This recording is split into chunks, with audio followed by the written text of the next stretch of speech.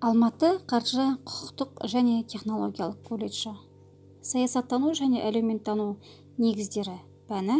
Тақырыптың аты: Қазақстандағы әлеуметтік саясаттың негізгі бағыттары. Екінші курс есеп және аудит мамандығы бойынша. Пән оқытушысы Сембинова Әдемі Амангелдіқызы.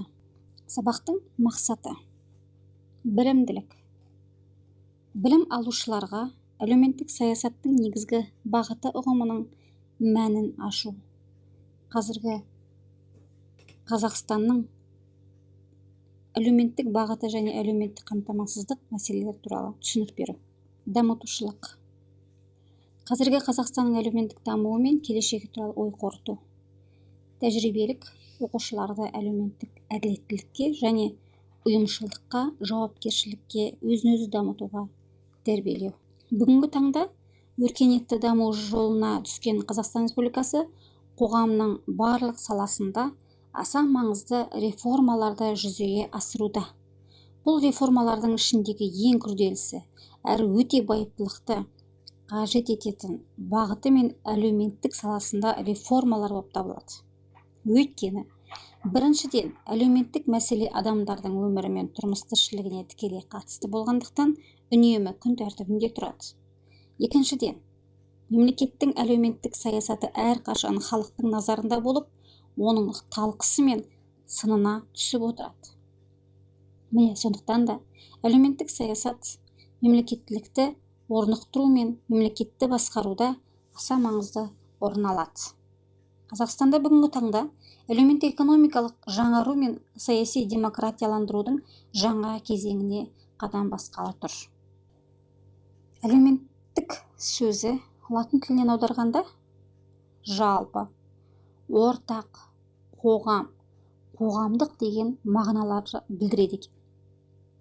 Яғни қоғамдағы адамдардың бір-біріне байланысы, қарым-қатынасы.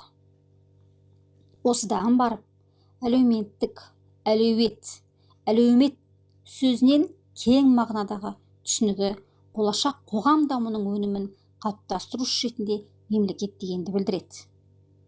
Әлеуметтік саясат ағылшын тілінде социал, политик, яғни адамдар өмірімен байланысты. Халықтың оның негізгі жіктерінің, топтар мен санаттарының тұрмыс жағдайына ықпал етумен байланысты. Қамтитын аумағы: табысты реттеу, жұмыспен қамту, әлеуметтік қамсыздандыру саясаты, білім беру және денсаулық сақтау саясаты, тұрғын үй саясаты. Тағы басқа әлеуметтік саясат адамға, оның халықаралық және ұлттық заңнамада көзделген құқықтарын қорғауға бағдарланған. Әлеуметтік саясаттың мақсаты кез келген қоғамның жоғары құндылығы ретінде адамды қолдау және дамыту.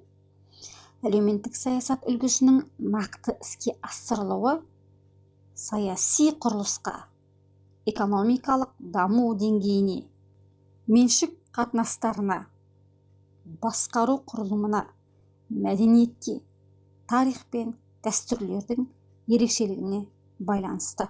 Қазақстанның әлеуметтік саясаты 20 ғасыр кез келген мемлекеттің ішкі саясатының негізгі бағыттарының бірі әлеуметтік саясат болуы керек екенін дәлелдеді. Әлеуметтік саясаттың басым міндеттері қоғамдық өмірде белгілі бір деңгейде теңдікті қамтамасыз етуді көздейді. Халықты әлеуметтік қорғау мемлекеттің әлеуметтік саясатының ең негізгі басым бағыты. Экономикалық, нарықтық қатынастар кезеңінде өткенде мемлекеттің әлеуметтік саясатын жетілдіру қажеттілігін туындатады. Әлеуметтік саясат аясында халықты, оның ішінде көмекке аса мұқтаж адамдар, асыраушысынан айырылған азаматшалар, мүгедек жандар, жетім балалар әлеуметтік қорғалады.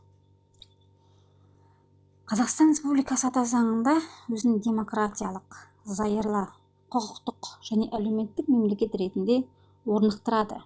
Оның ең қымбат қазынасы адам және адам өмірі, құқықтары мен бостандықтары деп көрсеткен болатын. Әрине, әлеуметтік мемлекеттің негізгі принципі де әлеуметтік саясаттың жүргізіп негізгі функциясы әлеуметтік қорғау болып табылады. Әлеуметтік қорғау бұл мұндай қатынастар, яғни оның қамқорлығында индивидтер қоғамдағы өз позицияларын сақтауға мүмкіндіктері болады. Қазақстан тәуелсіз жылдарындағы әлеуметтік саясатты мынадай кезеңдермен сипаттауға болады. Бірінші кезең 1991-1993 жылдар аралығында әлеуметтік саланы басқарудағы ескі әдіс-тәсілдерді жаңа экономикалық және саяси жағдайға көшіру кезеңі болады. Екінші кезең 1993-1995 жылдар аралығы қоғамдағы дағдарысты үрдістер мен құбылыстардың өсуі салдарынан тұрғындарды әлеуметтік қолдаудағы дәстүрлі механизмдердің күйреу процесімен сипатталады. Үшінші кезең 1995-1997 жылдарды қамтиды. Бұл мерзімде әлеуметтік саланы реформалау басталады. Ол адам дамуының өлшемдеріне басымдық беру бағытын ұстанды. Реформаның негізгі бағдары бюджет қаржысын үнемдеу арқылы әлеуметтік саланы экономикалық жағынан қамтамасыз етудің жаңа тәсілдерін енгізу, меншік құқығын реттеу болып табылады. Төртінші кезеңге 1997 жылдан 2001 жылға дейін уақытты жатқызуға болады. Бұл кезең бұрынғының барлығын сын елегінен өткізіп, қателіктерімізді түзету, әлеуметтік саясаттың жаңа нормативтік құқықтық базасын қалыптастыруға бетбұрыс кезеңі болып есептеледі. Қазақстандағы әлеуметтік саясаттың құрамдас бөлігі ретінде қоғамдық және ұлттық мәселелерді шешу мақсатында оған қол ұшын беру үшін республикамызда көптеген қайырымдылық қорлардың жұмыс істеуі. Бұл кадрларды атқарып жатқан қызметі мен алдына қойған мақсаты, міндеттеріне қарай төмендегіше топтастыруға болады. Балалар қайырымдылық қорлары, мүгедектерге арналған қайырымдылық көмек қорлары, рухани қорлар, халықаралық қайырымдылық қорлары, тұрмысы төмен азаматтарға қайырымдылық қорлары. Тәуелсіз Қазақстанда әлеуметтік мемлекеттің берік іргетасы қолдануында елбасының жыл сайынғы жолдауларының алар орны ерекше. Қазақстан Республикасының президенті Қазақстан Республикасы Конституциясының 44 бабының 1 тармағына сәйкес Қазақстан халқына елдегі жағдай мен республиканың ішкі және сыртқы саясатының негізгі бағыттары туралы жыл сайын жолдау арнайды. Қорытынды. Әлеуметтік саясаттың мағынасын қарастыра келе, мынадай негізгі қорытынды жасауға болады. Кез келген мемлекеттің ішкі саясатының негізгі бағытының бірі әлеуметтік саясат. Ал әлеуметтік саясаттың негізгі мақсаты қоғамды белгілі бір тұрақтылыққа, теңдікке жеткізу. Әлеуметтік саясат мемлекеттік жүйеде негізгі рөл ойнайды. Әлеуметтік саясат бағытын дұрыс таңдау, халықтың әлеуметтік жағдайының жоғары деңгейі болуының кепілі. Әлеуметтік саясаттың негізгі мақсаттарының бірі әлеуметтік қайшылықты шешу, қоғамның қызығушылығын реттеу. Әлеуметтік саясаттың қалыптастыруда және жүргізуде қиын кезең күттірмейтін мәселелердің бірі әлеуметтік приоритет. Адамдарда әсіресе тұрмысы төмен бөліктердің дұрыс, көтеріңкі әлеуметтік көңіл-күй қалыптастыру, әлеуметтік көмек пен мемлекеттік қолдау арқылы жүзеге асады.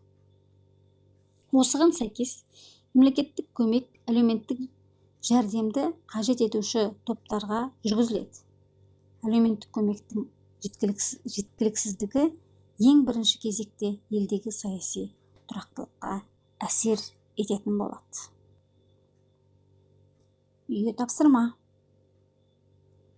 Қазақстандағы әлеуметтік саясаттың негізгі бағыттары тақырыбына баяндама жазу.